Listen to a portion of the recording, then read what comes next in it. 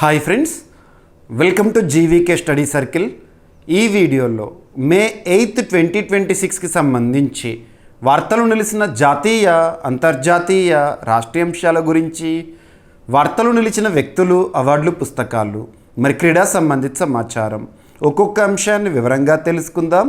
అంతకంటే ముందుగా నిన్నటి డైలీ కరెంట్ అఫైర్స్ వీడియోలో అడిగిన ప్రశ్నకి వివరణతో కూడిన సమాధానాన్ని చూద్దాము. సో క్వశ్చన్ వచ్చేసి, ఇటీవల వార్తలు నిలిచిన సుప్రీంకోర్టు న్యాయమూర్తుల సంఖ్య సవరణకి సంబంధించి ఆల్రెడీ మన డైలీ కరెంట్ అఫైర్స్ వీడియోలో డిస్కస్ చేసిన టాపిక్నే ప్రశ్నగా ఇచ్చాను. ప్రశ్నని మరొకసారి చూడండి. 2026 మే 5వ తేదీన కేంద్ర క్యాబినెట్ సుప్రీంకోర్టు న్యాయమూర్తుల సంఖ్యను ఎంత నుంచి ఎంతకి పెంచేందుకు ఆమోదం తెలిపింది. సుప్రీంకోర్టులో న్యాయమూర్తుల సంఖ్యను సవరించే అధికారం ఎవరికి ఉంది? చరిత్రలో ఇప్పటి వరకు న్యాయమూర్తుల సంఖ్యలో వచ్చిన మార్పుని తెలపండి. So simple question. కరెంట్ పాలిటీలో భాగంగా ఈ టాపిక్ని మనం అర్థం చేసుకోవచ్చు. సో 2026 మే 5వ తేదీన భారత ప్రధాని నరేంద్ర మోదీ గారి అధ్యక్షతన కేంద్ర క్యాబినెట్ మీటింగ్ అనేది జరిగింది. అందులో తీసుకున్న నిర్ణయాల్లో ఒకటి సుప్రీంకోర్టు న్యాయమూర్తుల సంఖ్య పెంపు. దానికి ఆమోదం తెలపడం జరిగింది. మరి కేంద్ర క్యాబినెట్ ఆమోదం తెలపగానే వెంటనే సుప్రీంకోర్టు న్యాయమూర్తుల సంఖ్యలో మార్పు వస్తుందా అంటే కాదు. ఆ అధికారం ఎవరికి ఉంది అంటే రాజ్యాంగం పార్లమెంటుకి ఇచ్చింది. సో ఇక్కడ కాన్సెప్ట్ అనేది మనం క్లియర్గా ఉండాలి. దేశంలోనే అత్యున్నత చట్టమైన రాజ్యాంగంలో పార్ట్ 5 అనగానే మనకు ఒక సూపర్లేటివ్ వర్డ్ గుర్తుకొస్తుంది. ఏంటి? The largest part in Indian constitution. The largest article 52 నుండి 151 వరకు మనం పార్ట్ 5లో భాగంగా నేర్చుకుంటాం. అందులో కేంద్ర ప్రభుత్వం, యూనియన్ గవర్నమెంట్ అనే టాపిక్లో భాగంగా రాష్ట్రపతి, ఉపరాష్ట్రపతి, prime minister, council of ministers, parliament, bicameralism, attorney general, CAG ఇలాంటివన్నీ నేర్చుకుంటాం. వాటితో పాటు సుప్రీంకోర్టు గురించి, సో జ్యుడిషియరీ గురించి ఆర్టికల్ 124 నుండి 147 వరకు మనం జ్యుడిషియరీ గురించి చూస్తాము, న్యాయ వ్యవస్థ గురించి. అందులో ఆర్టికల్ 124 క్లాస్ 1 ఏం చెప్తుంది అంటే ఈ టాపిక్ని మనము లింక్ చేసుకోవచ్చు. భారతదేశంలో అత్యున్నత న్యాయస్థానమైన సుప్రీంకోర్టులో ఒక ప్రధాన న్యాయమూర్తి మరియు ఇతర న్యాయమూర్తులు ఉంటారు. ఆ ఇతర న్యాయమూర్తులు ఎంతమంది ఉండాలి అని డిసైడ్ చేసే అధికారము, ఈ నెంబర్ని సవరించే అధికారము పార్లమెంటుకు ఉంటుంది. సో పార్లమెంట్ దేశంలోనే అత్యున్నత చట్టసభ అయిన పార్లమెంట్. సో పార్లమెంటు మాత్రమే ఈ అధికారాన్ని కలిగి ఉంది.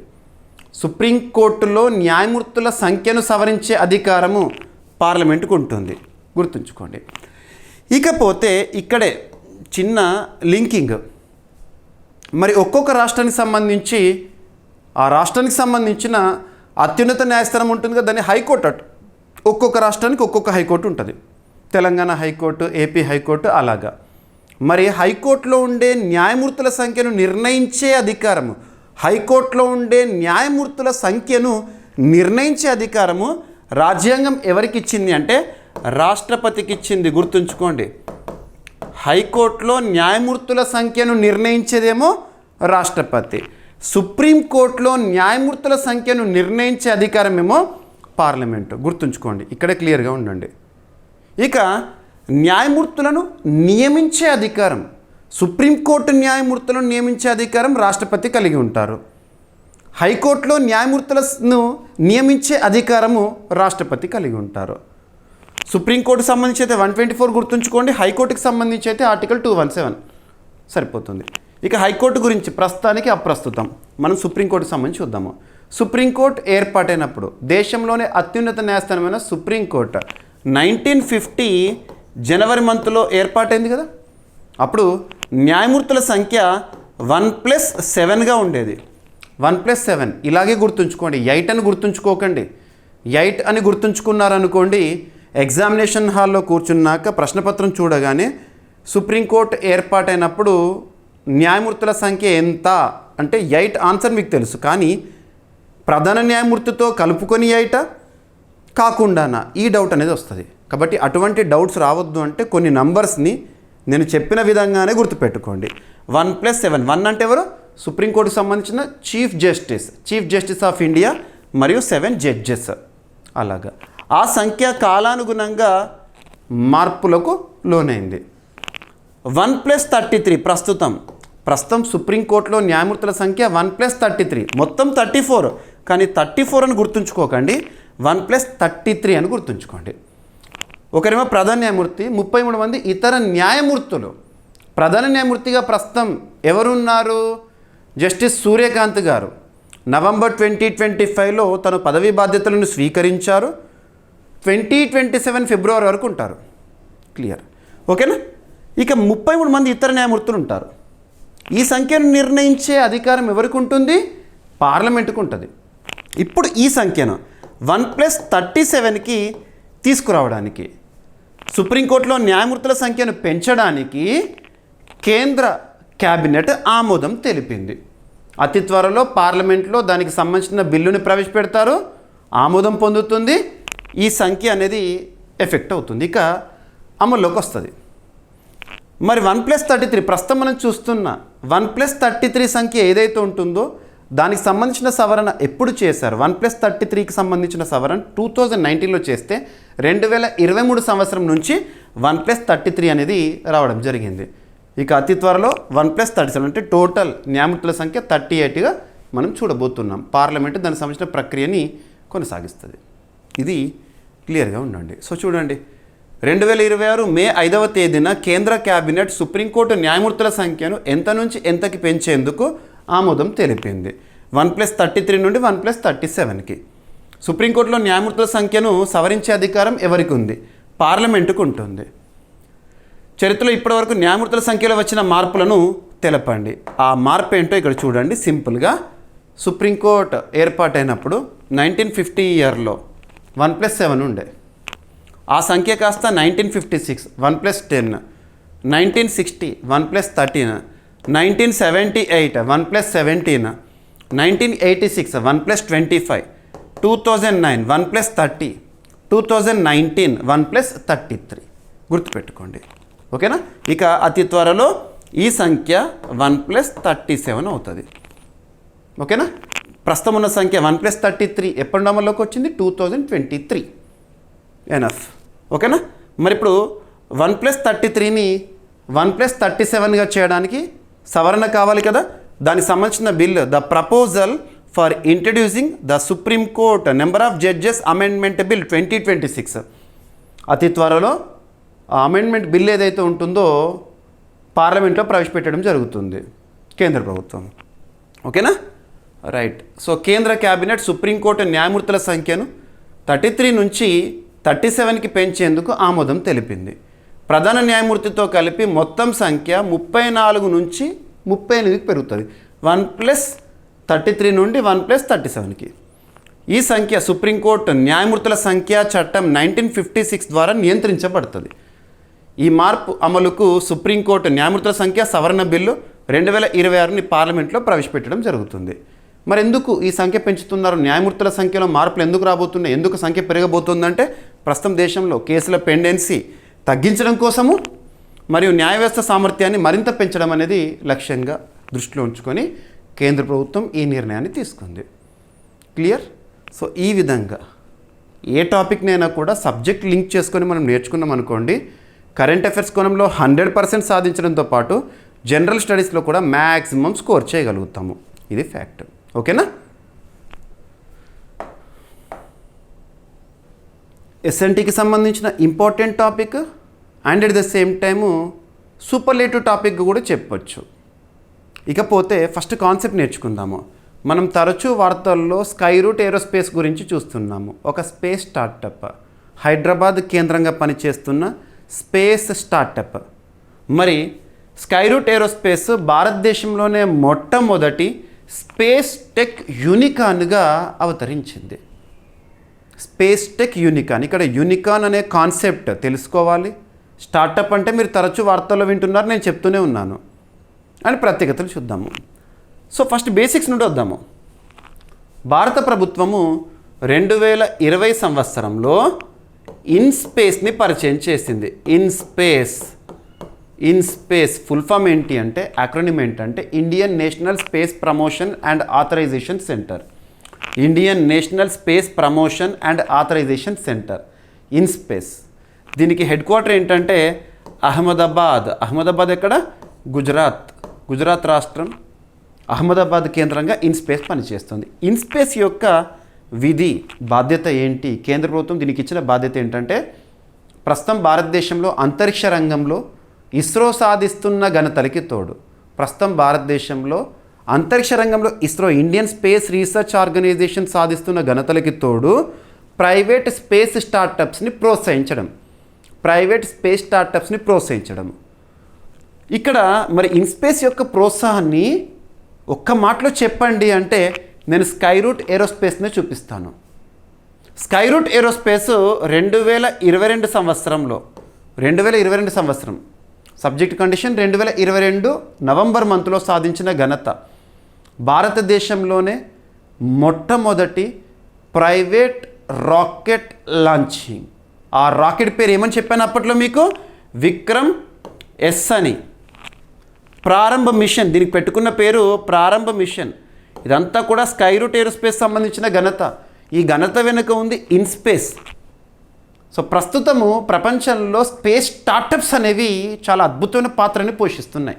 అందులో మన భారతదేశానికి సంబంధించి స్పేస్ స్టార్టప్స్లో ఒకటి స్కైరూట్ ఏరోస్పేస్, హైదరాబాద్ కేంద్రంగా పనిచేస్తుందని చెప్పాను కదా.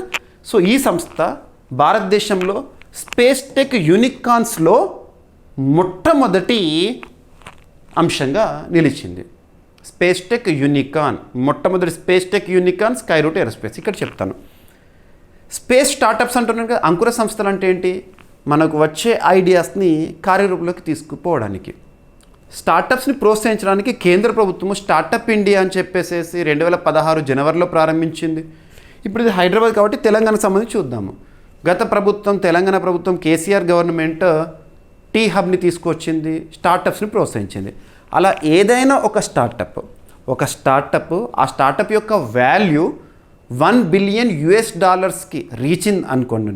రీచ్ అయిందనుకోండి, $1 బిలియన్ రీచ్ అయిందనుకోండి ఒక స్టార్టప్ యొక్క వాల్యూ. దాన్ని యూనికార్న్ స్టార్టప్ అంటాము. యూనికార్న్ స్టార్టప్స్ అన్నీ స్టార్టప్సే, కానీ అన్ని స్టార్టప్స్ యూనికార్న్స్ కావు. యూనికార్న్ స్టార్టప్ అంటే ఏంటంటే ఒక స్టార్టప్ యొక్క వాల్యూ $1 బిలియన్ అయితేనే దాన్ని యూనికార్న్ స్టార్టప్ అంటాము. భారతదేశంలో యూనికార్న్ స్టార్టప్స్ మోర్ దెన్ 100 ఉన్నాయి. ప్రస్తుతం ప్రపంచంలో యూనికార్న్ స్టార్టప్స్ అత్యధికంగా కలిగిన దేశాల్లో టాప్ 3లో భారత్ ఉంటుంది. అమెరికా, చైనా, భారత్, ఇవి ఇంపార్టెంట్. ఓకేనా? ఇప్పుడేమంటున్నాను? స్పేస్ టెక్ యూనికార్న్ అంటున్నాను. భారతదేశంలో మొట్టమొదటి space tech unicorn Skyroot aerospace. కథం గుర్తుంచుకోండి. ఓకేనా? The Hyderabad-based startup was founded by former ISRO scientists Pavan Kumar Chandana and Nagabharat Dhaka. 2018 12th June రోజున ఈ స్కైరూట్ ఏరోస్పేస్ అనే సంస్థని హైదరాబాద్ కేంద్రంగా ఈ శాస్త్రవేత్తలు, ఇస్రో మాజీ శాస్త్రవేత్తలు ప్రారంభించారు. యాజ్ ఆఫ్ May 7th 2026 అంటే నిన్నటికి స్కైరూట్ ఏరోస్పేస్ అనేది $1.1 బిలియన్ వాల్యూని రీచ్ అయింది. అలా యూనికార్న్ స్టార్టప్గా న్యూస్లో ఉంది. భారతదేశంలోనే అంతరిక్ష రంగంలో పనిచేస్తున్న స్టార్టప్స్లో మొట్టమొదటి యూనికార్న్ స్టార్టప్ స్కైరూట్ ఏరోస్పేస్. ఓకేనా? A unicorn company is a privately held startup valued at over $1 billion. Enough. ఓకేనా? సో ప్రస్తుతం వీళ్ళు విక్రమ్ 1 రాకెట్ పైన పరిశోధనలో ఉన్నారు. స్కైరూట్ ఏరోస్పేస్ 2026 మేలో భారతదేశపు తొలి స్పేస్ టెక్ యూనికార్న్గా అవతరించింది. ఓకేనా? Right, enough. ఓకేనా? ఇక 2026 సంవత్సరంలో కనుక పరిశీలిస్తే మొత్తం యూనికార్న్స్ 2026లో మన భారతదేశం నుంచి గుర్తింపు పొందిన యూనికార్న్స్ 4. ఆ 4లో 4వది స్కైరూట్ ఏరోస్పేస్. కానీ మొట్టమొదటి స్పేస్ టెక్ యూనికార్న్ ఇది. ఇక ఈ 2026 సంవత్సరంలో మన భారతదేశంలో యూనికార్న్ స్టార్టప్స్ ఏమేమి ఉన్నాయి ఇప్పటికీ అంటే క్రెడిట్ బి ఒకటి, నేసా ఒకటి, జస్పే ఒకటి. వీటి తర్వాత 4వది ఇప్పుడు స్కైరూట్ ఏరోస్పేస్. కానీ స్కైరూట్ ఏరోస్పేస్ యొక్క ప్రత్యేకత మాత్రం మొట్టమొదటి స్పేస్ టెక్ యూనికార్న్. ఈజీగా గుర్తుంచుకోండి. ఈ నిధుల సమీకరణకు సరిపోతుంది, ఇవన్నీ మనకు అవసరం లేదు. సో ఇక రానున్న రోజుల్లో విక్రమ్ వంటి రాకెట్ని మనం స్కైరూట్ ఏరోస్పేస్ నుండి చూడబోతున్నాము. ఓకేనా? Right, Skyroot aerospace and unicorn startup అంటే ఏంటి, ఇవన్నీ కూడా మీకు బేసిక్ పాయింట్స్ ఇచ్చాను. ఓకేనా? ఇక ఇస్రోకి సంబంధించి, ఇస్రో 1969 ఇయర్లో స్థాపన, బెంగళూరు కేంద్రంగా పనిచేస్తుంది. ఇస్రోకి ప్రస్తుతం చైర్మన్గా వి నారాయణన్ గారు విధులు నిర్వర్తిస్తున్నారు. ఓకేనా? ఎనఫ్. ఇక నెక్స్ట్ వచ్చేసేసి ఏఐ ఆధారిత యాంటీ డ్రోన్ వ్యవస్థ రీసెంట్గా న్యూస్లో ఉంది. జెన్ టెక్నాలజీస్ ఆవిష్కరణ అంట. సో హైదరాబాద్ కేంద్రంగా పనిచేస్తున్న జెన్ టెక్నాలజీస్ అనే సంస్థ రీసెంట్గా ఒక ఏఐ ఆధారిత యాంటీ డ్రోన్ వ్యవస్థని అభివృద్ధి చేసింది. ఏఐ ప్రస్తుతం ప్రపంచాన్ని నడిపిస్తుంది కృత్రిమ మీద. అటువంటి కృత్రిమ మీద ఆధారిత యాంటీ డ్రోన్ సిస్టమ్. డ్రోన్స్ అంటే unmanned air vehicles. The dependency on drones is increasing nowadays. ప్రతి రంగంలో కూడా డ్రోన్ల పైన మనం ఆధారపడుతున్నాము. అటువంటి డ్రోన్లకు వ్యతిరేకంగా వాటిని అడ్డుకట్ట వేసే ఒక సాంకేతికత, ఆ సాంకేతికత ఏఐ బేస్గా రీసెంట్గా న్యూస్లో ఉంది. ఎవరంట? హైదరాబాద్ కేంద్రంగా పనిచేస్తున్న జెన్ టెక్నాలజీస్ వారు ఆవిష్కరించారు. రక్షణ రంగంలో ఇది కీలకంగా ఉండబోతోంది.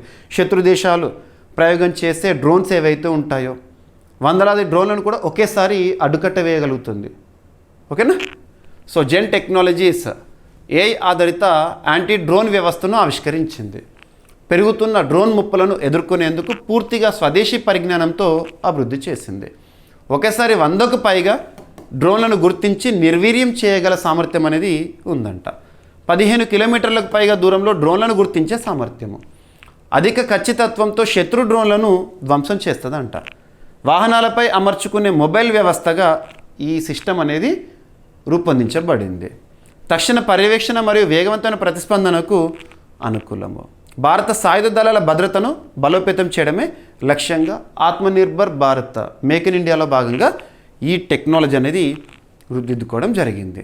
జెన్ టెక్నాలజీస్ భారత రక్షణ సాంకేతిక సంస్థ హైదరాబాద్ కేంద్రంగా పనిచేస్తుంది. ఓకేనా? యాంటీ డ్రోన్ సిస్టమ్స్ అంటే ఏంటి? డ్రోన్లను గుర్తిస్తాయి, ట్రాక్ చేస్తాయి, జామ్ చేస్తాయి, ధ్వంసం చేయడం అనేది వీటి యొక్క విధి. Right, enough. ఇక ఆత్మనిర్భర్ భారత్ 2020లో ప్రారంభము. దేశీయ ఉత్పత్తి స్వావలంబనే లక్ష్యంగా. మేక్ ఇన్ ఇండియాలో 2014. ఇక నెక్స్ట్, తరచూ వార్తలు నిలుస్తున్న అంశాల్లో IIT is very very important. Indian institute of technologies, IITs గురించి కూడా పోటీ పరీక్షల్లో పోటీ పడి మరీ ప్రశ్నలు అడుగుతున్నారు. కారణం ఏంటంటే ఐఐటి సాధిస్తున్న ఘనత. భారతదేశానికే పరిమితమైన ఐఐటీలు విశ్వవ్యాప్తం అవుతున్నాయంటే అతిశయోక్తి కాదు. ముఖ్యంగా ఐఐటీస్కి ఇంపార్టెన్స్ ఎప్పుడు వచ్చింది అంటే 2020-21 నుండి వాటి యొక్క పరిశోధనలు. మరి అటువంటి ఐఐటీస్ వివిధ దేశాల్లో క్యాంపస్ల ఏర్పాటు గురించి మనం ఇప్పటికే చాలాసార్లు డిస్కస్ చేస్తున్నాం కదా. ఇప్పుడు అటువంటి టాపికే. IIT Madras, Indian institute of technology Madras, Tamil Nadu రాష్ట్రంలోని ఐఐటి అమెరికాలో గ్లోబల్ రీసెర్చ్ సెంటర్ని ఏర్పాటు చేసింది. డీప్ టెక్ స్టార్టప్లకి ప్రోత్సాహం ఇవ్వడానికి. డైరెక్ట్ సింగిల్ లైన్లో గుర్తుంచుకోండి, ఐఐటీస్ గురించి పోటీ పరీక్షలో సింగిల్ లైన్లో క్వశ్చన్ అడుగుతారు. సో అమెరికాలో గ్లోబల్ రీసెర్చ్ సెంటర్ని ఇటీవల మే 2026లో ఏర్పాటు చేసిన ఐఐటి ఏది? ఎందుకోసము? డీప్ టెక్ స్టార్టప్లకు ప్రోత్సాహం కోసము. ఓకేనా? సో ఐఐటి మద్రాస్ అమెరికాలోని కాలిఫోర్నియాలో తొలి గ్లోబల్ రీసెర్చ్ సెంటర్ని ప్రారంభించింది. భారత డీప్ టెక్ స్టార్టప్లకి అంతర్జాతీయ వేదికను అందించడమే దీని యొక్క లక్ష్యము. అంతర్జాతీయ మార్కెట్లు, పరిశోధన, పెట్టుబడులకు ప్రాప్యత కల్పిస్తుంది. స్టార్టప్లు, అకాడమియా, పరిశ్రమల మధ్య భాగస్వామ్యాలను ప్రోత్సహిస్తుంది. రైట్. సో ఐఐటి మద్రాస్కి సంబంధించిన basic points. Deep tech startups అంటే ఏంటంటే AI, robotics, quantum computing, semiconductors, biotechnology వంటి అధునాతన సాంకేతిక రంగాలు ప్రస్తుతం ప్రపంచాన్ని నడిపిస్తున్న ఈ టెక్నాలజీస్. ఓకేనా? వాటిలో పనిచేసే స్టార్టప్స్. రైట్. ఇక ఇండియా అమెరికా టెక్నాలజీ సహకారం iCET, initiative on critical and engineering technologies 2023లో ప్రారంభము. రైట్. ఇక నెక్స్ట్ ఎకానమీకి సంబంధించి షెడ్యూల్డ్ కమర్షియల్ బ్యాంకుల క్రెడిట్ వృద్ధి 2026 సంవత్సరంలో ఏ విధంగా ఉంది పనితీరును. సో కేంద్ర ప్రభుత్వం విడుదల చేసిన అఫీషియల్ స్టాట్స్, విత్త మంత్రిత్వ శాఖ మినిస్ట్రీ ఆఫ్ ఫైనాన్స్ వారు విడుదల చేసిన గణాంకాలు. సో షెడ్యూల్డ్ కమర్షియల్ బ్యాంక్స్ ప్రస్తుతం మనం చూస్తున్న బ్యాంకులు FY 2025-2026 అంటే రీసెంట్గా ముగిసిన ఆర్థిక సంవత్సరంలో నాన్ ఫుడ్ క్రెడిట్లో 15.9% వార్షిక వృద్ధి నమోదు చేసినాయంట. ఈ వృద్ధి 2024-25 ఆర్థిక సంవత్సరంలోని 10.9%తో పోలిస్తే 497 బేసిస్ పాయింట్స్ ఎక్కువ పెరిగింది. ఈ గణాంకాలను రీసెంట్గా ఆర్థిక మంత్రిత్వ శాఖ వారు విడుదల చేశారు. వ్యవసాయం మరియు అనుబంధ రంగాల్లో క్రెడిట్ 15.7%కి పెరిగింది. ఓకేనా. సో అంతకుముందు 10.4% ఉండే. గ్రామీణ డిమాండ్ బలంగా ఉండడం, వ్యవసాయ రంగానికి క్రెడిట్ ప్రవాహం మెరుగుపడటము సూచన. పారిశ్రామిక రంగంలో క్రెడిట్ వృద్ధి 15% చేరింది. పారిశ్రామిక పెట్టుబడులు, రుణాల పెరుగుదల సంకేతము. సేవల రంగంలో అత్యధికంగా 19% వృద్ధి నమోదైందంట, గతంలో 12%. మొత్తం బ్యాంక్ క్రెడిట్లో సుమారు 28% వాటా సేవల రంగానికి ఉందంట. So scheduled commercial banks RBI చట్టం 1934 సెకండ్ షెడ్యూల్లో ఉన్న బ్యాంకులు, పబ్లిక్, ప్రైవేట్, విదేశీ బ్యాంకులు, ప్రాంతీయ గ్రామీణ బ్యాంకులు, చిన్న ఫైనాన్స్ బ్యాంకులు, పేమెంట్స్ బ్యాంక్స్ ఇందులోకి వస్తాయి. ఇక RBIకి సంబంధించి 1935లో స్థాపన, ముంబై కేంద్రంగా పనిచేస్తోంది. RBIకి ప్రస్తుతం గవర్నర్గా సంజయ్ మల్హోత్రా గారు విధులు నిర్వర్తిస్తున్నారు. నాన్ ఫుడ్ క్రెడిట్ అంటే ఆహార కొనుగోలు రుణాలను మినహాయించి ఇచ్చే రుణాలు. ఓకేనా, రైట్. ఇక నెక్స్ట్ వార్తలు నిలిచిన పోర్టల్స్, ప్లాట్ఫామ్స్, వీటిపైన పోటీ పరీక్షల్లో క్వశ్చన్స్ అడుగుతున్నారు. ఇక్కడ అబ్జర్వ్ చేస్తే ministry of health and family welfare వారు లాంచ్ చేసిన జనని అనే ఒక ప్లాట్ఫామ్ న్యూస్లో ఉంది. ఈ టాపిక్లో భాగంగా మనం ఏం గుర్తుంచుకోవాలంటే జనని ఫుల్ ఫామ్ ఏంటి, ఏ మంత్రిత్వ శాఖ పరిధిలో ఈ ప్లాట్ఫామ్ విడుదలైంది, పనిచేస్తుంది, ఉద్దేశం ఏంటి, డైరెక్ట్గా గుర్తుపెట్టుకోండి. So ministry of health and family welfare ప్రస్తుతం కన్సర్న్ మినిస్టర్గా ఎవరు విధులు నిర్వర్తిస్తున్నారు? JP నడ్డా గారు. ఓకేనా. So ministry of health and family welfare పరిధిలో తల్లి శిశు ఆరోగ్య డిజిటల్ పర్యవేక్షణ కోసము జనని ప్లాట్ఫామ్ అనేది రీసెంట్గా ఆవిష్కరణతో న్యూస్లో ఉంది. జనని ఫుల్ ఫామ్ ఏంటంటే journey of antenatal, natal and neonatal integrated care. Janani full form ఎగ్జామినేషన్లో అడుగుతారు ఖచ్చితంగా. మీకు పోటీ పరీక్షల్లో ఏ ఏరియా నుండి అయితే ఖచ్చితంగా ప్రశ్నను అడుగుతారో ఆ ఏరియాస్ని మీకు ఎక్కువగా స్ట్రెస్ చేస్తూ చెప్తున్నాను. ఎక్కువగా నేను ఒత్తిడిగా చెప్తున్నాను. ఇక్కడ చూడండి. సో తల్లి మరియు నవజాత శిశువుల ఆరోగ్య పర్యవేక్షణ కోసము జనని ప్లాట్ఫామ్ని కేంద్ర ప్రభుత్వం ప్రారంభించింది. ఏ మంత్రిత్వ శాఖ పరిధిలో అంటారు. ఓకేనా. సో మరి ఈ జనని ప్లాట్ఫామ్ యొక్క ఉద్దేశం గర్భధారణ నుంచి ప్రసవం తర్వాత కుటుంబ నియంత్రణ దశ వరకు ఆరోగ్యాన్ని ట్రాక్ చేస్తుంది. తల్లి శిశువుల ఆరోగ్య రికార్డులను డిజిటల్ రూపంలో నిర్వహిస్తుంది జనని ప్లాట్ఫామ్.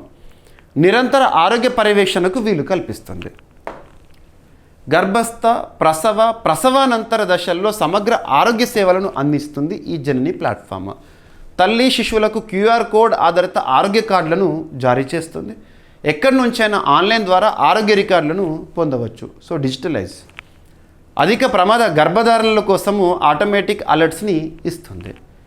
తల్లి శిశు మరణాలను తగ్గించేందుకు లక్ష్యంగా రూపొందించబడింది. మెటర్నల్ మోర్టాలిటీ రేట్స్ని తగ్గించడానికి, ఇన్ఫాంట్ మోర్టాలిటీ రేట్స్ని తగ్గించడానికి. ఓకేనా, ఫైన్. ఏ మంత్రిత్వ శాఖ ప్రస్తుతం కన్సర్న్ మినిస్టర్. ఏదైనా ఒక టాపిక్ని మనం డిస్కస్ చేసినప్పుడు కన్సర్న్ మినిస్టర్స్ గురించి కూడా మీకు చెప్తున్నాను. ఎగ్జామినేషన్లో వీటిపైన కూడా అడుగుతున్నారు.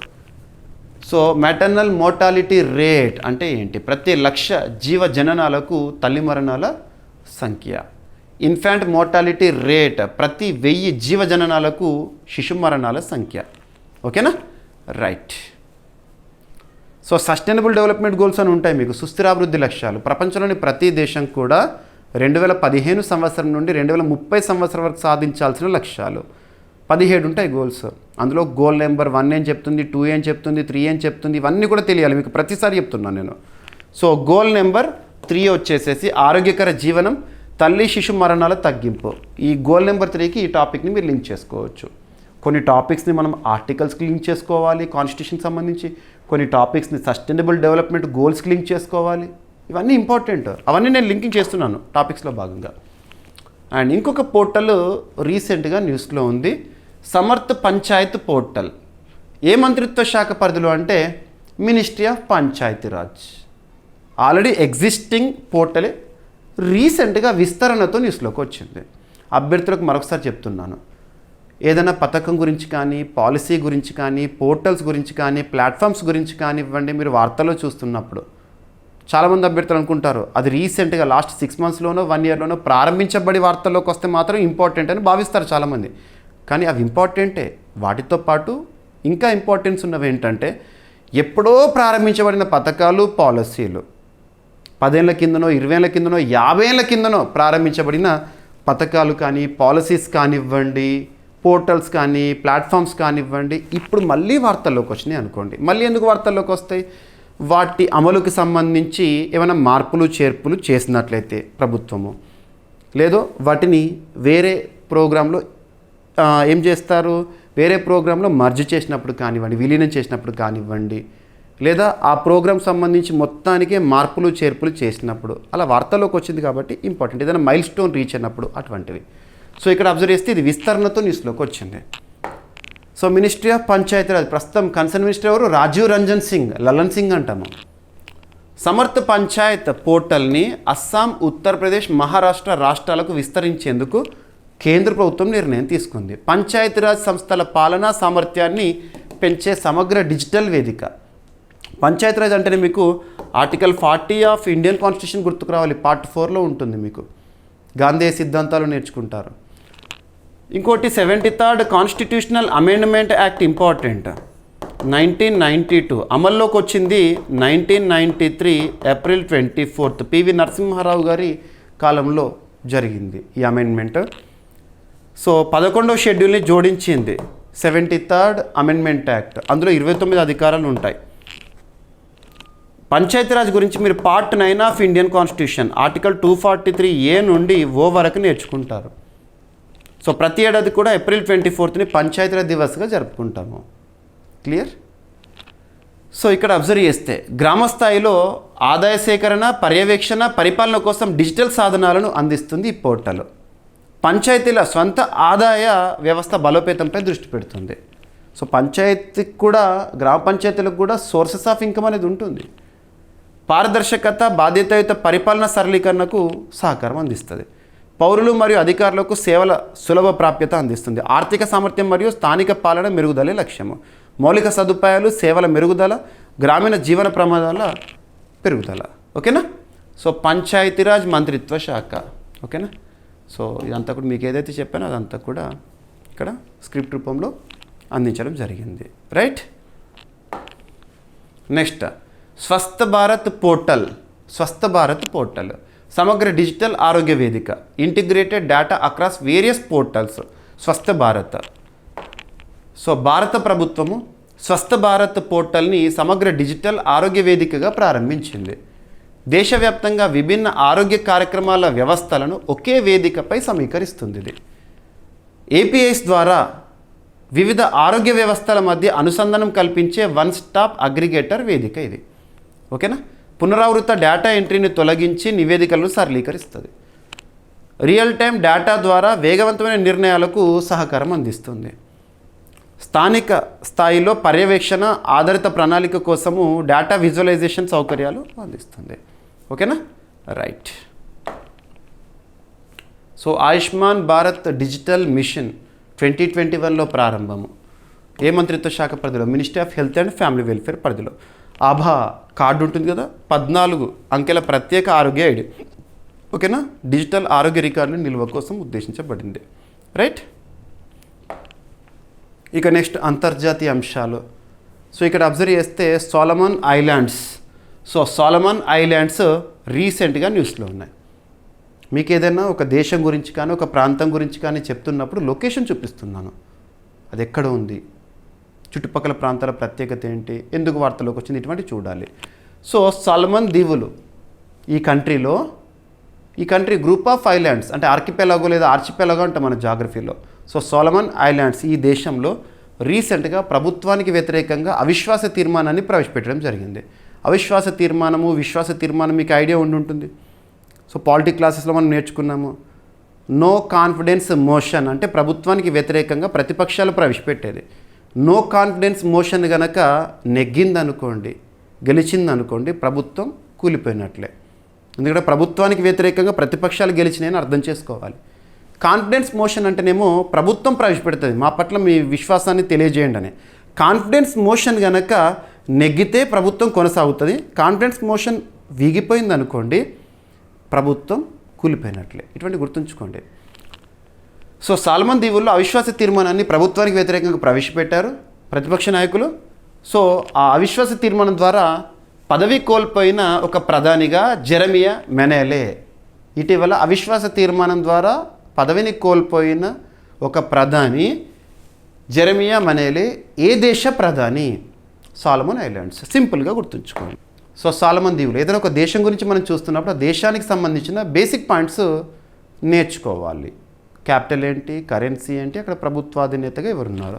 సో సాలమన్ ఐలాండ్స్ క్యాపిటల్ వచ్చేసేసి హోనియారా, కరెన్సీ వచ్చేసేసి సాలమన్ ఐలాండ్స్ డాలర్. ఓకేనా, ఫైన్. సో ప్రధానమంత్రిగా ఎవరు? రీసెంట్గా తను ఇక పదవిని కోల్పోయిన వ్యక్తి. ఓకేనా, right. Next, Bharat European union EV battery recycling కార్యక్రమం అనేది న్యూస్లో ఉంది. యూరోపియన్ యూనియన్ ఈ వర్డ్ గుర్తుంచుకోండి. EU రెగ్యులర్గా రిపీటెడ్గా వార్తల్లో నిలుస్తోంది. యూరోపియన్ యూనియన్ పోటీ పరీక్షల్లో రానున్న ఏ పోటీ పరీక్ష అయినా, ఏ స్థాయి పోటీ పరీక్ష అయినా యూరోపియన్ యూనియన్ గురించి ప్రశ్న లేకుండా ప్రశ్నపత్రమే ఉండదు. యూరోపియన్ యూనియన్ అనేది 1993 ఇయర్ మ్యాస్ట్రిచ్ ఒప్పందం ద్వారా ఏర్పాటైంది. బ్రసెల్స్ బెల్జియం కేంద్రంగా పనిచేస్తోంది. యూరోపియన్ యూనియన్లో ప్రస్తుతం 27 సభ్య దేశాలు ఉన్నాయి. యూరోపియన్ యూనియన్ సంబంధించిన కీలకమైన సంస్థలను కనుక అబ్జర్వ్ చేస్తే యూరోపియన్ కమిషన్కి చీఫ్గా ఉర్సులా వ్యాండర్లియన్ గారు ఉన్నారు. అండ్ యూరోపియన్ కౌన్సిల్కి ఆంటోనియో కోస్టా గారు ఉన్నారు చీఫ్గా. ఆ ఇద్దరు వ్యక్తులు రీసెంట్గా జనవరి 26, 2026 సందర్భంగా మన గణతంత్ర దినోత్సవ వేడుకల సందర్భంగా మన భారతదేశానికి విచ్చేశారు. ఆ పర్యటనలో mother of all free trade deals India EU free trade agreement జరిగింది. ఇవన్నీ లింక్ అవ్వాలి. ఓకేనా. So Bharat European union EV battery recycling కార్యక్రమాన్ని ప్రారంభించడం జరిగిందంట.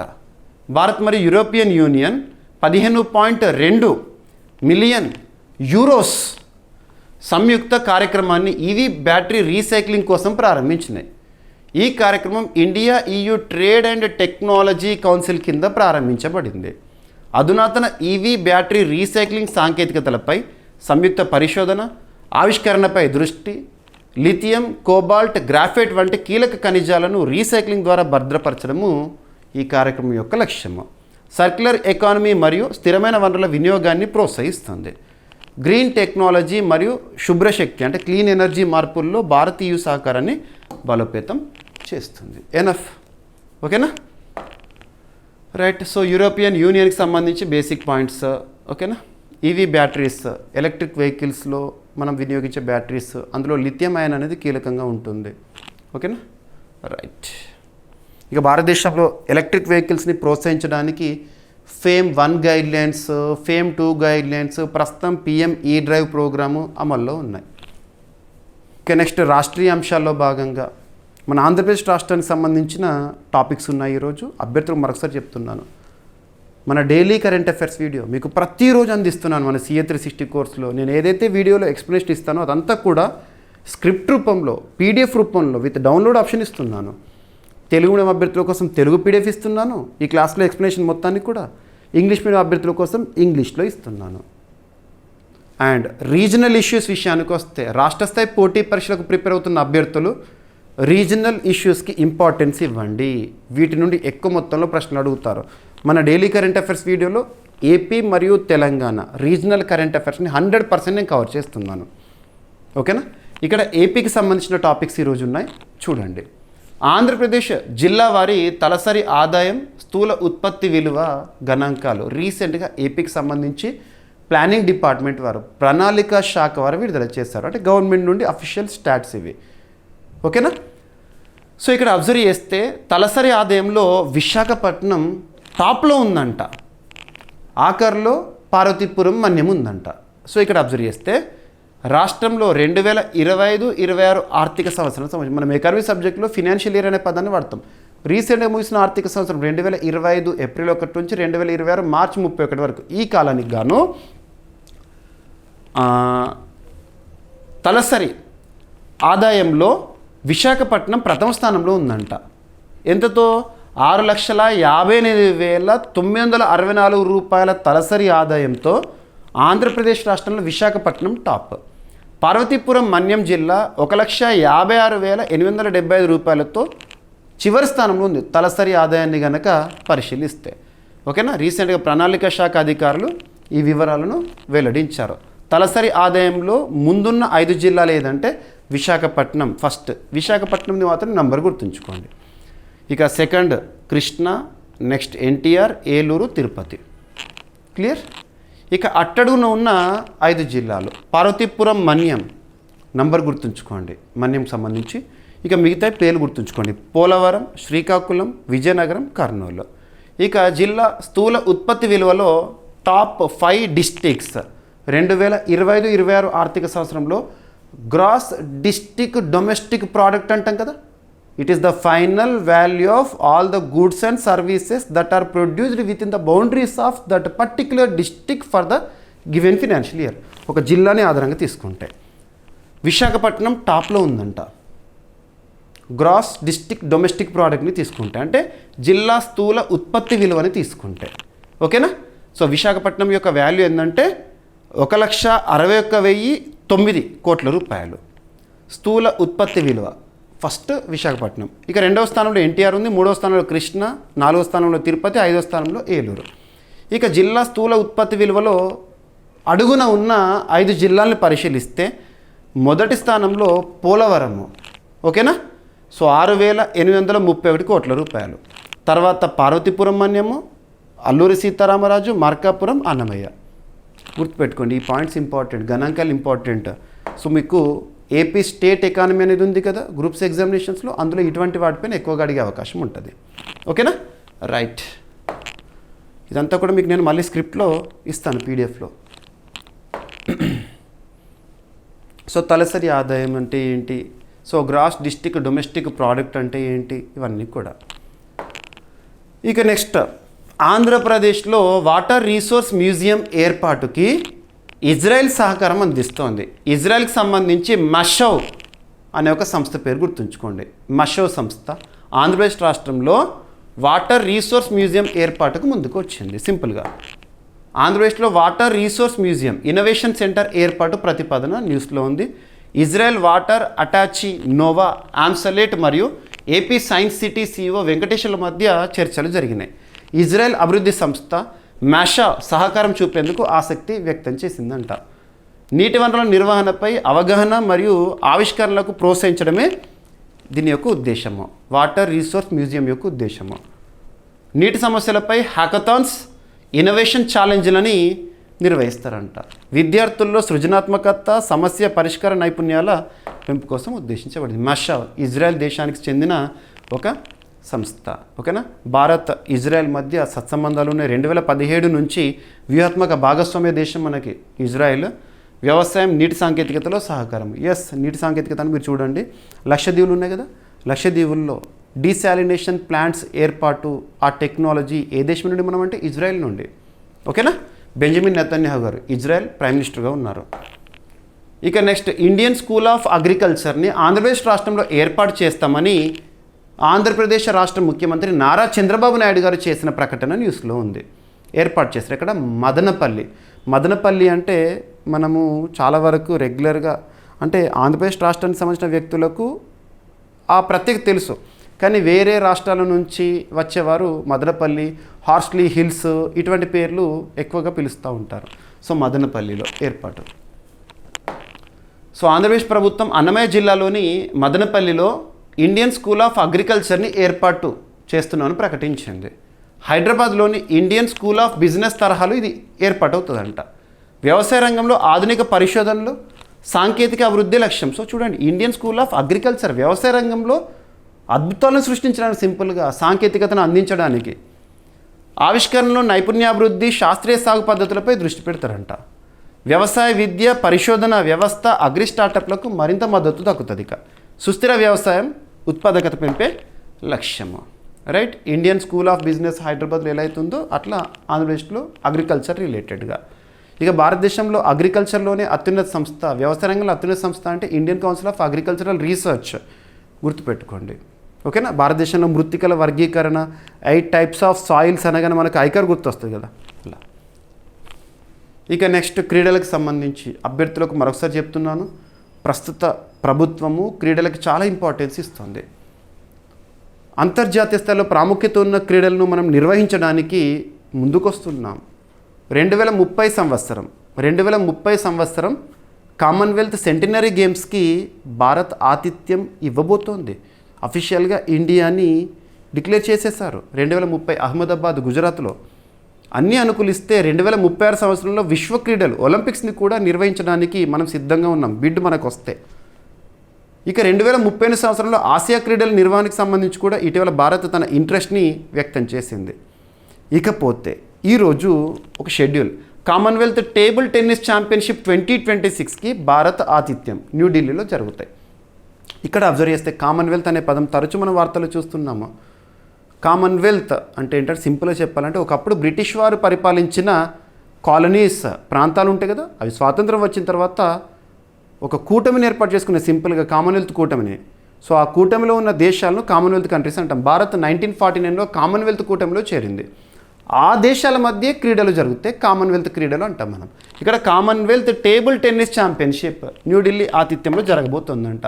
22nd కామన్వెల్త్ టేబుల్ టెన్నిస్ ఛాంపియన్షిప్ని ఢిల్లీ ఆతిథ్యంలో నిర్వహించనున్నారు. జూలై 27, 2026 నుంచి ఆగస్ట్ 2 వరకు జరుగుతాయి. త్యాగరాజ్ స్టేడియం న్యూఢిల్లీలో. అభ్యర్థులకు మరొకసారి చెప్తున్నాను, కరెంట్ అఫైర్స్ అంటే ఏదో ముగిసిపోయిన రీసెంట్గా జరిగిన అంశాలే అని అనుకుంటారు చాలామంది, కానీ జరగబోయే వాటిపైన కూడా పోటీ పరీక్షలు అడుగుతున్నారు. అఫీషియల్గా షెడ్యూల్ అయినా, అఫీషియల్గా డిక్లేర్ అయినా అది మీకు పోటీ పరీక్షల్లో ప్రశ్నగా కనబడబోతుంది.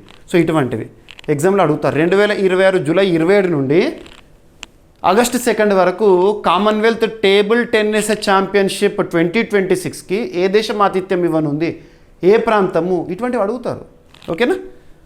సో ఢిల్లీ ప్రభుత్వం మరియు table tennis federation of India సంయుక్తంగా నిర్వహిస్తాయి అంట. ఓకేనా.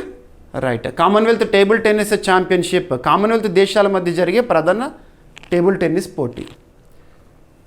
ఇక ఈ సంవత్సరం జరగనున్న ఈ టోర్నమెంట్, జరగబోయే టోర్నమెంట్ ఏదైతే ఉంటుందో అది సిరీస్లో చూసుకుంటే మొదటి నుండి తీసుకుంటే 22nd ఎడిషన్ అంట. 35కు పైగా కామన్వెల్త్ కంట్రీస్ ఇందులో పార్టిసిపేట్ చేస్తాయి. ఓకేనా.